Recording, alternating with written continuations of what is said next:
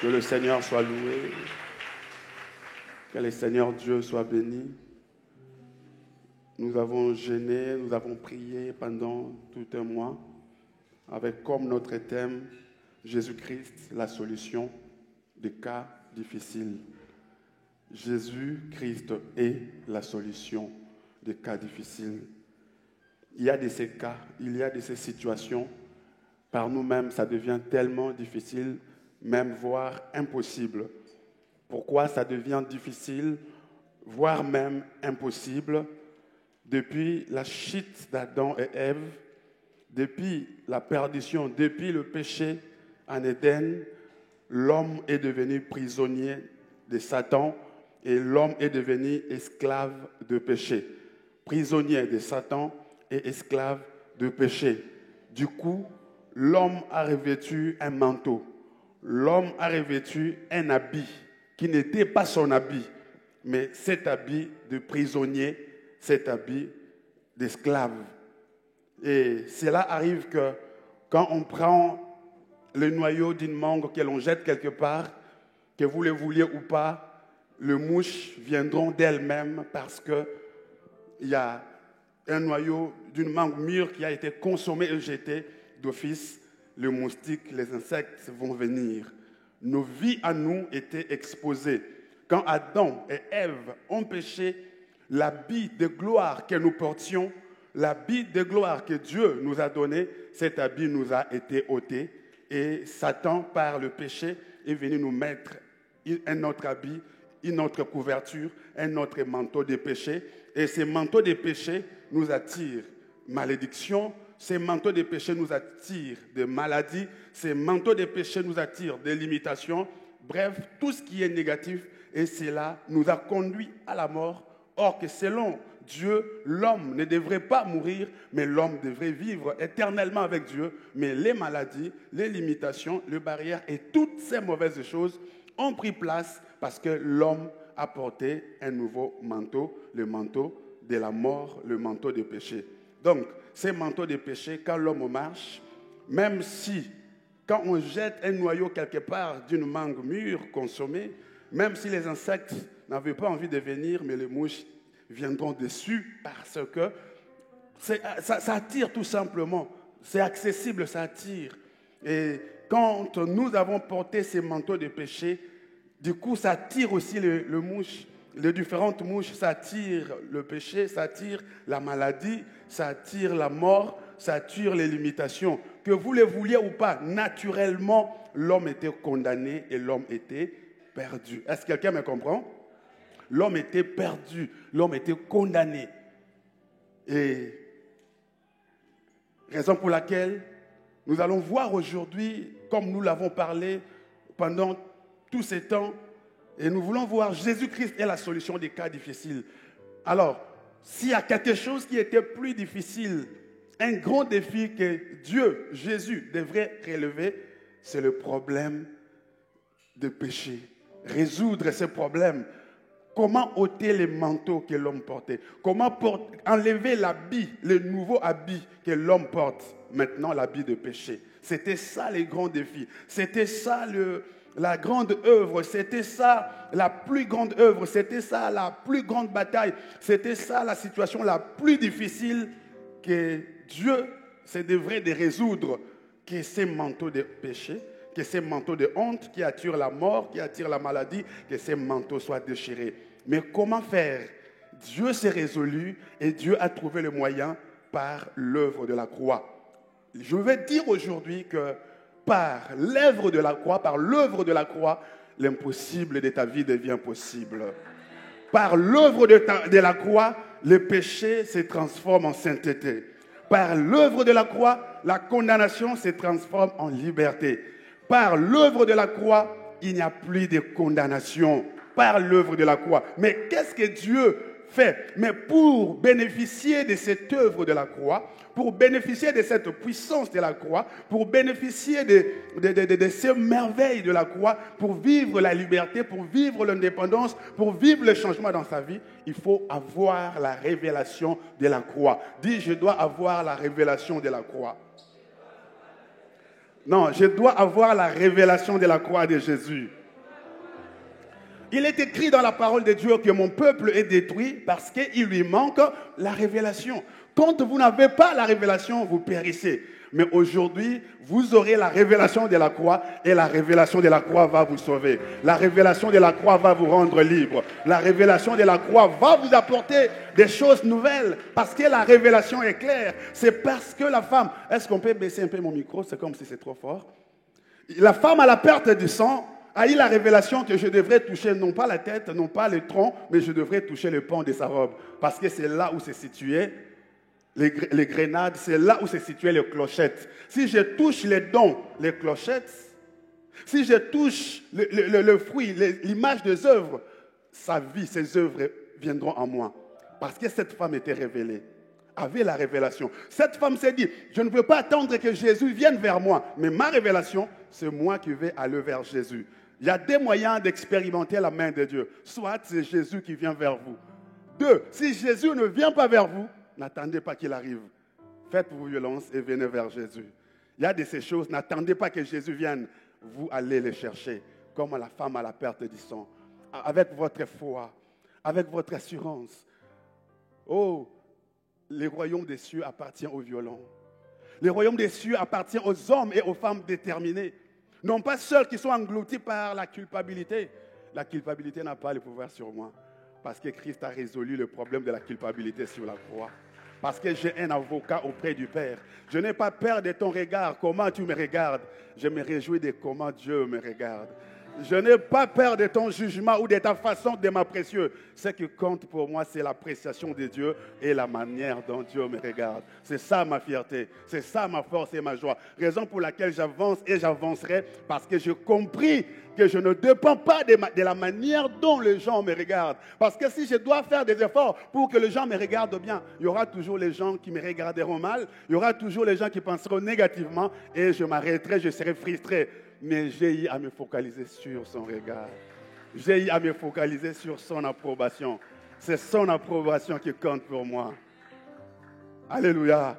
Arrête d'entendre ce que les gens pensent de toi. Ce sont les perdants qui s'arrêtent à ce que les gens les acclament. Je n'ai plus envie que les gens m'acclament. J'ai besoin que Jésus m'acclame. Parce que les gens peuvent m'acclamer aujourd'hui et le même peuvent me tuer demain comme une mouche en m'acclamant. Mais j'aime quand Jésus peut m'acclamer. J'aime quand Jésus peut m'approuver. Quand il approuve le voix d'un homme, il dispose même ses ennemis à son service. Ah, laisse que Dieu t'approuve aujourd'hui. Si Dieu t'approuve, même tes ennemis vont coopérer, vont travailler en ta faveur. Dis après moi, je veux découvrir l'expérience de la croix. Je veux découvrir l'œuvre de la croix. Je veux connaître la révélation de la croix. Bien-aimé, l'expérience ou l'œuvre de la croix, c'est une chose de savoir que Christ est mort pour nous sur la croix, mais c'est une autre chose d'expérimenter la victoire qui est associée. Je veux que tu ne connaisses pas seulement que Christ est mort pour toi, mais que tu expérimentes la victoire de la croix. Celui qui a la révélation profonde de l'œuvre de la croix ne voit plus la croix comme un élément de défaite, mais plutôt un élément de victoire. Aujourd'hui, le Seigneur va t'accorder la victoire.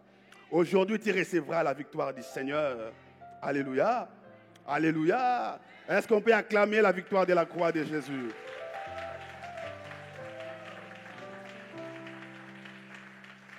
Bien-aimé, la croix de Jésus elle-même est une puissance de Dieu sur les dominations et sur les autorités. La croix de Jésus est une victoire que Dieu nous donne sur les autorités. Quelqu'un va nous lire dans Colossiens 2, 15. Colossiens 2, 15. Quelqu'un qui a trouvé peut nous aider à lire.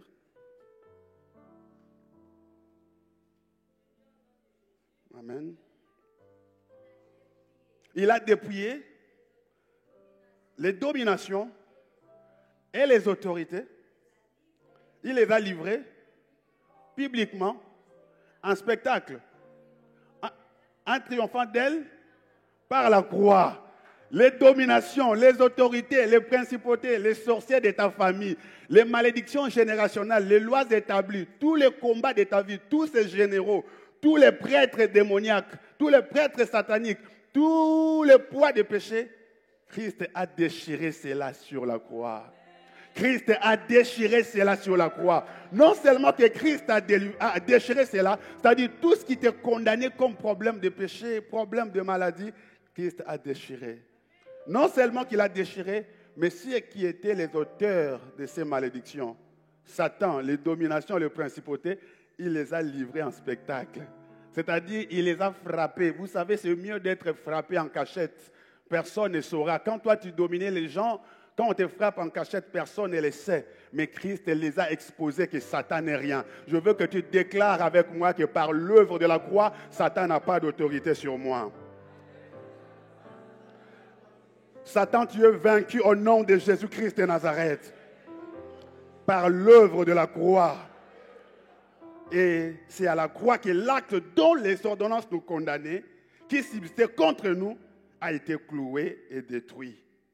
Cela est dans Colossiens 2,15. Vous allez nous lire de Colossiens 2,15. C'est à la croix que le péché fut détruit et les vieils hommes. Lisez d'abord Colossiens 2,15. C'est lui qui a vu, va nous aider à lire. Quelqu'un d'autre va se préparer pour Romains chapitre 6 et le verset 6. Colossiens 2,14. Amen.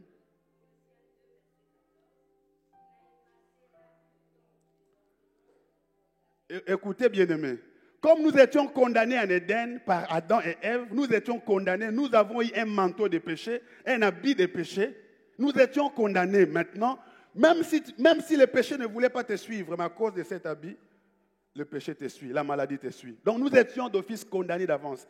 Reprenez la lecture. Maintenant, Christ a effacé l'acte qui faisait que nous soyons condamnés. Christ a effacé cela. Donc, qui persistait, qui nous inquiétait, qui était en permanence, constamment devant nous.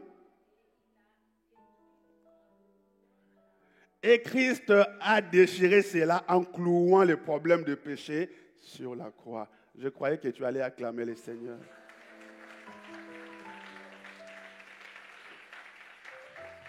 Le problème qui subsistait contre l'être humain, c'est le péché et ses conséquences. Mais Christ a déchiré. Non seulement Christ a déchiré, mais Christ a cloué cela sur la croix. Un vrai chrétien sait que le problème de péché, c'est un problème résolu. Raison pour laquelle je vous dis que j'irai au ciel. Je serai enlevé quand Jésus viendra. Parce que j'ai accepté Jésus étant Seigneur et Sauveur, le problème de péché est résolu. Même si je peux tomber, je fais une erreur, mais j'ai un avocat auprès du Père qui me défendra, qui me justifiera. Raison pour laquelle je ne peux plus vivre dans la culpabilité. Oui, délivré une fois et sauvé pour toujours. Délivré une fois, mais sauvé pour toujours. J'ai l'assurance du salut. Parce que Christ a cloué le problème du péché sur la croix. Est-ce qu'on peut nous lire encore Romains chapitre 6 et le verset 6?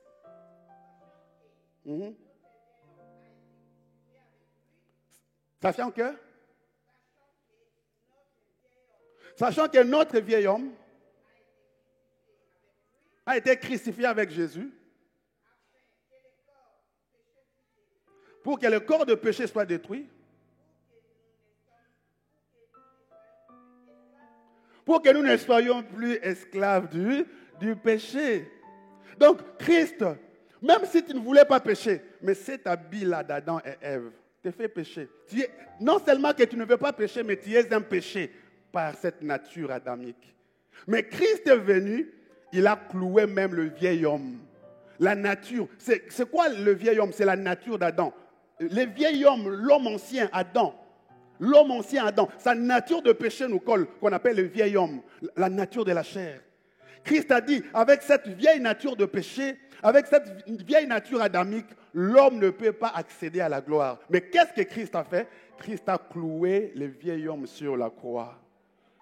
Christ a cloué cette ancienne nature. Raison pour laquelle dans 2 Corinthiens chapitre 5, le verset 17, que j'aime bien, la Bible déclare que si quelqu'un est en Christ, il devient une nouvelle création. Les choses anciennes sont passées et toutes choses sont devenues nouvelles. Si j'étais parmi les gens qui aiment la parole de Dieu, ils allaient acclamer cette œuvre de la croix que Christ a faite. Si j'étais devant les amoureux de la parole, les assoiffés de la parole, qui croient que je peux pécher, mais le péché n'est plus ma vie. Je ne peux plus vivre dans le péché. Et qu'est-ce qui se fait réellement aujourd'hui? Parce que quelqu'un d'autre dira, mais Dieu a déjà cloué mon péché sur la croix. Mais pourquoi je pêche encore? Mais pourquoi j'arrive encore à vivre les choses de ce monde? Ce n'est plus le problème de Dieu, mais c'est ton problème. J'étais en train de lire une histoire d'un jardinier et d'un charpentier. Le jardinier est allé auprès du jardinier, une belle histoire. Il dit, monsieur le charpentier, fabrique-moi une porte. Il lui donne les dimensions de la porte de sa maison. Je vais changer la porte de ma maison. Fabrique-moi une nouvelle porte. Parce que moi, je vais au champ. Demain, après mon travail, après le champ, je t'attendrai. Il a donné son argent. Et le charpentier s'est poumonné à façonner, à mettre de bois, à travailler, à ranger. Et il a fabriqué une belle porte. Le charpentier a pris ses travailleurs et ils sont venus jusqu'à 17h chez le jardinier, le cultivateur. Ah, vous êtes déjà là, monsieur le cultivateur? Il dit, ah oui, monsieur le charpentier, vous avez fini le travail? Ah oui, j'ai fini le travail. Ah, c'est bien. Montre-moi ce que tu as fait. Il a montré vraiment, regarde, j'ai pris du temps, j'ai passé des jours à penser, à travailler. Et il dit, mais non, attends. Comme il venait de la forêt, il a pris sa hache. Il a dit, non, moi je vais faire ça autrement. Il a commencé à tailler. Donc, il n'est pas menuisier, c'est un cultivateur, mais avec sa hache, il a commencé à tailler. Ce n'est pas son travail. Jusqu'à tel point que le monsieur qui a travaillé, regardez, dit, monsieur, j'ai pris des jours pour travailler durement avec mes travailleurs sur cette porte. Et regarde-toi, en moins de 30 minutes, tu as détruit tout le travail que moi je fais en 2 jours. Et quand il a fini de taper, il voulait mettre à la porte, ça ne collait plus, ça ne tenait plus parce que ce n'est plus la forme que le concepteur avait donnée. Et c'est le même exemple avec nous chrétiens aujourd'hui. Jésus a fait sa porte. Jésus a taillé la porte à la dimension de ta maison. Mais toi, par ta désobéissance, nous, êtres humains, par notre désobéissance, nous avons détruit l'œuvre de Dieu. Et le charpentier ne pouvait rien faire. Il ne faisait qu'observer la destruction de son travail. Toute personne qui cherche à se conduire elle-même aujourd'hui est comme ces cultivateurs. Le charpentier, Jésus, a bien fait son travail pour que tu sois une femme de gloire, pour que tu sois un homme de gloire, pour que tu vives heureux sur la terre. Mais toi-même, par ta désobéissance, toi-même, par ta convoitise, toi-même, par ta chair, tu préfères détruire l'œuvre parfaite de la croix. En fait, quand nous marchons dans la compromission, nous détruisons nous-mêmes l'œuvre de la croix. Et nous ne pouvons pas vivre le bénéfice de la croix. Or, sans la croix, Dieu ne pouvait pas sauver l'humanité. Jésus ne pouvait pas sauver l'humanité. C'est par la croix que Jésus a rendu cela possible. Vous allez écrire Jean chapitre 3, les versets 14 au verset 15. Jean chapitre 3, du 14e verset au 15e verset. Ça, c'est la conversation parmi les conversations les plus passionnantes de la Bible. Parmi les conversations les plus passionnantes de la Bible. Ici, nous avons les docteurs de la loi. Ces docteurs de la loi, n'est-ce pas, s'appellent Nicodème. Et il vient vers Jésus. Jésus, l'enfant de Dieu. Et quand il s'approche de Jésus, il commence à poser à Jésus, « Oh, mais Jésus, tu es merveilleux. Jésus, tu es fantastique. Jésus, tu es puissant. Les gens disent que toi, tu es un pécheur. Mais un pécheur ne peut pas faire des choses que toi, tu es en train de faire. Non, lui parle de miracles. Mais Jésus lui dit, tu dois naître de nouveau. Tu dois naître de nouveau. Parce que si vous ne naissez pas de nouveau, l'homme ne peut pas expérimenter les miracles qui s'opèrent. Tu dois d'abord naître de nouveau. Je dis à quelqu'un, ma soeur, ne t'étonne pas. Mon frère, ne t'étonne pas que je vous dise ces choses. Vous devrez naître de nouveau. Vous devez faire l'expérience de la croix. Parce qu'en présence de ce que je suis en train de voir ici, je suis en train de voir les docteurs de la loi. Dis après moi les docteurs de la loi.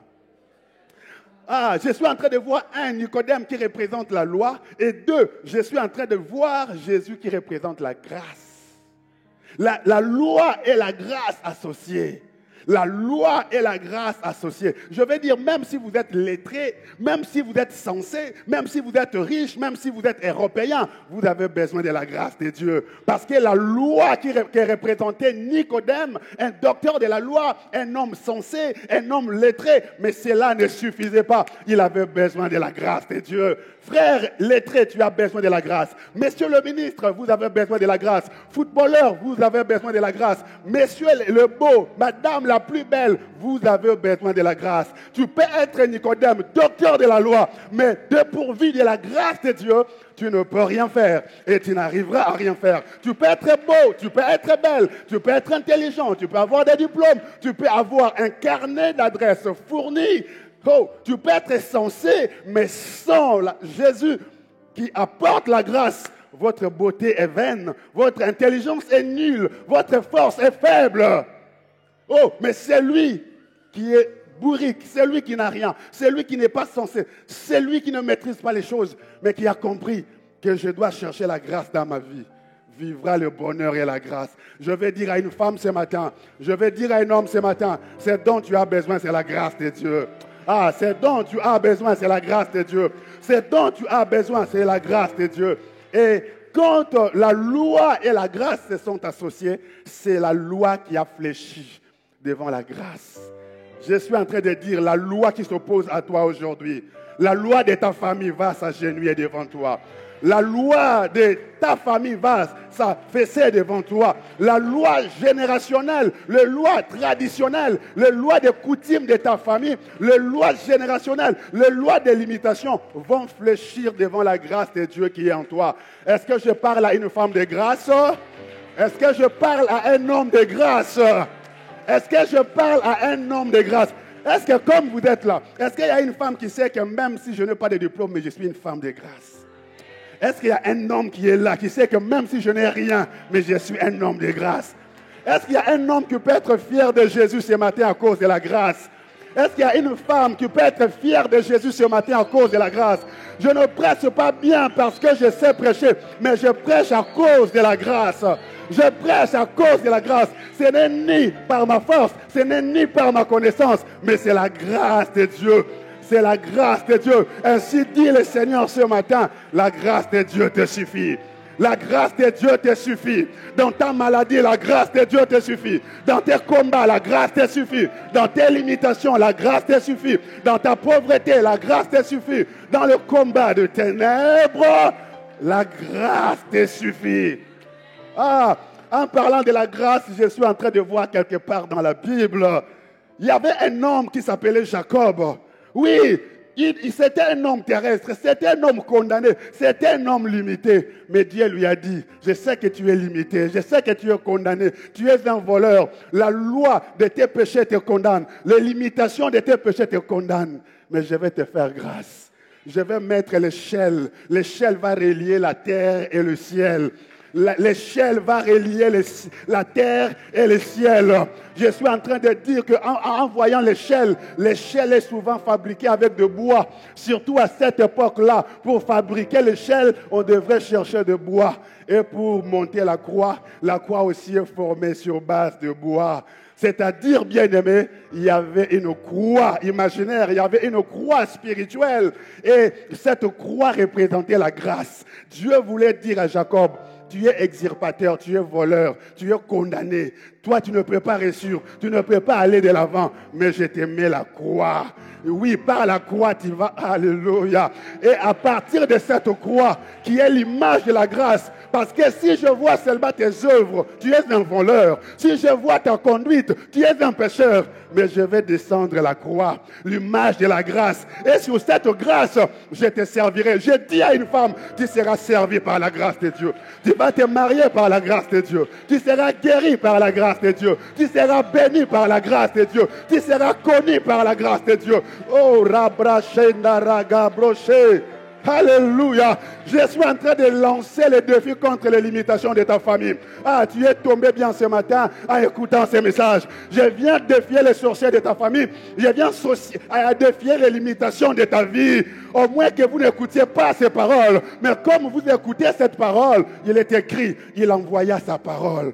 Et sa parole le guérit. Il envoya sa parole. Et sa parole le transforma. Je veux défier les limitations de ta vie. Oui, Dieu a déposé une croix imaginaire, une croix spirituelle. Et sur cette croix, l'image de la grâce, Jacob le voleur devrait être servi. J'ai dit, tu vas être servi par la grâce de Dieu. Et sur cette grâce de Dieu, alléluia. Et sur cette grâce de Dieu, montez pas les humains. Les autres ont été servis par les humains. Mais toi, par l'œuvre de la croix, tu seras servi par le Saint-Esprit. Tu seras servi par les saints anges de Dieu. Et les anges de Dieu vont utiliser cette grâce. Oh, la croix de Jésus apporte la grâce. Et sur cette grâce, tu verras les anges de Dieu monter et descendre. Dieu finit l'histoire des démons. Avec l'œuvre de la croix, finit l'histoire des démons. À partir de maintenant, tu ne vas plus rêver de mari, femme de nuit. À partir d'aujourd'hui, tu vivras la grâce. Oui, dans ta maison, ça ne sera plus le terrain des démons. Mais ta maison, il y a une échelle, la croix de la grâce. Pendant que je parle, je plante l'étendard de la croix de Jésus dans ta maison. Pendant que je parle, je plante l'étendard de la croix de Jésus dans ta vie. Pendant que je parle, partout où tu passeras, je plante l'étendard de la croix de Jésus. Pendant que je parle, dans cette église, je lève l'étendard de la croix de Jésus. Et là où il y a la croix de Jésus, là où il y a la grâce. Là où il y a la croix de Jésus, c'est là où il y a la grâce. Et là où il y a la grâce, on n'est pas servi seulement par les hommes, mais on est servi par les saints anges. Je déclare à partir d'aujourd'hui, tu seras servi par les saints anges de Dieu. Quand tu iras à la préfecture, tu verras un homme, alléluia. Je suis en train de voir quelque part dans la Bible, je vis cet homme qu'on appelle Abraham manquer des enfants avec sa femme Sarah. Ils étaient là assis. Il était là, il pleurait. Mais il a vu 3 personnes qui passaient. Mais il a eu la révélation. Dieu lui a dit, regarde bien ces gens qui passent. Ce ne sont pas des gens normaux. Ce ne sont pas des personnes normales. Il regarde bien. Il voit que parmi ces 3 personnes, il y a des anges dedans. Il y a des anges dedans. Et quand il s'approche de ces gens-là, il dit, je vais vous servir. Je vais dire à une femme, la grâce de Dieu fera que tu verras des hommes à la préfecture, mais ça ne sera pas des êtres humains normaux. Ça sera des anges que Dieu va placer sur ton chemin. Je vais dire à quelqu'un qui me suit, aujourd'hui les anges ne viennent pas seulement en forme avec des ailes, mais tu peux voir un être humain noir comme moi, mais c'est un ange de Dieu sur ton chemin. Oui, cet ange peut être quelqu'un que tu connais, mais Dieu l'investit du pouvoir d'un ange pour t'aider. Oui, un médecin que tu connais, un avocat que tu connais, un frère que tu connais. Pendant que je parle comme ça, j'entends dans mon oreille les mêmes personnes qui t'ont rejeté. Dieu va utiliser les mêmes personnes comme des anges. Et ces mêmes personnes vont t'ouvrir des portes. Les mêmes personnes qui t'ont négligé, les mêmes personnes vont t'apprécier et t'acclamer. Je suis en train d'entendre le mot acclamer. Je suis en train d'entendre le mot honorer. Je suis en train d'entendre le mot honorer. Tu seras honoré. Tu seras honoré. Est-ce que ça c'est ta parole? Je suis en train d'entendre le mot que tu seras honoré. Honoré, honoré, tu seras honoré. Tu seras honoré. Si cela est pour toi, tu le reçois au nom de Jésus. Oh, si cela est pour toi, tu seras honoré. Tu as tellement été vilipendé, tu as tellement été humilié, tu as tellement été choqué, rabaissé. Mais le Seigneur va te relever. Oui, le Seigneur, le Seigneur veut enlever. Qui condamnera les élus de Dieu? Qui condamnera les élus de Dieu? Qui condamnera les élus de Dieu? Et Jean 3, 14 à 15, il va dire à Nicodème, tu sais Nicodème, là tu es devant la grâce, mais je vais te montrer la solution pour que l'impossible devienne possible. Oui, Jean 3, 14 à 15. Et comme Moïse, ça c'est Jésus qui raconte cette histoire passionnante. Et comme Moïse éleva les serpents d'airain, ça c'est l'histoire de Jésus qui rapporte. Alléluia. Oui, c'est un bon narrateur, Jésus. Oui, il est en train de narrer l'histoire à ce docteur de la loi. Ah, Jésus parlait comme personne ne pouvait parler. Oui, les docteurs de la loi étaient éblouis par la sagesse, étaient éblouis par la connaissance, par la personnalité, par les charismes. Jésus n'avait fait aucune école d'être influenceur. Il n'avait fait aucune école pour être professeur, pour impacter. Mais il avait un tel charisme. Il n'avait pas de diplôme terrestre. Il n'avait pas appris dans une école quelconque. Mais il a appris à l'école du Saint-Esprit et à l'école de la généalogie. Si vous êtes une femme de prière, si vous êtes un homme de prière, vous aurez une telle carrure, vous aurez une telle prestance, vous aurez une telle éloquence, vous aurez une telle connaissance, vous aurez une telle influence que vos contemporains diront que nous n'avons jamais entendu quelqu'un parler comme cet homme. Nous n'avons jamais vu quelqu'un agir comme cette femme. Ah, je vais dire que Dieu veut marquer la différence. Écoutez la narration de Jésus. Jésus lui dit, et comme Moïse a élevé les serpents dans le désert, il faut de même que le Fils de l'homme soit élevé. Verset 15, afin que quiconque croit ait la vie éternelle. Tu vois, tu es le docteur de la loi. Oui, mais ta loi ne peut pas te sauver. Tu es beau, mais ta beauté ne peut pas te sauver. Tu as des titres de séjour, mais ça ne peut pas te sauver. Tu es tellement robuste, puissant, mais ça ne peut pas te sauver. Pour que tu sois sauvé, Nicodème, tu vois de même que Moïse a élevé un serpent. Oui, Moïse avait élevé un serpent sur une perche, une croix. La croix que Moïse élève, la perche que Moïse élève dans le désert, Jésus veut lui parler, Jésus veut lui démontrer la puissance de la croix. Dis après moi la puissance de la croix. Non, dis après moi, je vais découvrir la révélation de la croix. Oh Seigneur, aide que la splendeur comprenne le mystère de la croix. Oh, il ne va plus se considérer comme un pécheur. Si vous connaissez la révélation de la croix, vous n'allez plus vous considérer comme un pécheur. Vous ne vivrez plus sous la culpabilité. Vous ne vivrez plus sous la condamnation. Vous ne vivrez plus sous la dépression. Vous ne direz plus que je vais me jeter parce que j'ai des problèmes. Vous n'allez plus dire que je déchire la Bible comme rien ne marche. Celui qui connaît la révélation de la croix vit dans un monde, tout est accompli. Dieu ne m'a pas saisi. C'est lui qui comprend la révélation de la croix, vit dans le tout est accompli. Parce qu'il a accompli sur la croix. Je ne suis plus un pécheur. Il a résolu les problèmes de péché. Même si j'ai des problèmes, mais Christ a payé la dette pour moi. Ce n'est plus mon lot, ce n'est plus mon partage. Jésus lui dit, de même que Moïse a élevé une croix dans le désert, de même qu'une croix aussi sera élevée à Golgotha. Donc tu vois, pour les problèmes de péché, pour être sauvé, il faut qu'on vienne vers cette croix-là. Quand on s'approchera de la croix, quand on regardera la croix, c'est sur la croix qu'il y aura le salut. Et vous allez voir dans cet épisode, toute femme, tout homme qui a été mordu dans le désert par les serpents, l'image des maladies, l'image de Satan, l'image des démons, l'image des malédictions, les gens qui étaient mordus. Dieu a dit à Moïse, prends une perche, commence à marcher dans tous les déserts. Prends la croix, commence à marcher. Ici, Moïse représente Jésus. Commence à marcher avec cette croix. Toute femme qui a été mordue, tout homme qui a été mordu, qui verra cette croix-là et qui verra les serpents sur la croix, cette personne-là sera sauvée. Cette personne-là sera sauvée. Je vais dire à une femme que le salut n'est pas loin de toi. Si le salut, la croix était dans le désert, si le salut était à Jérusalem, mais à ce matin, Jésus est à Sarcelles, Jésus est dans cette salle. Et Jésus ne pas m'invite. Je t'amène la croix de Jésus ce matin. Je t'apporte la croix de Jésus.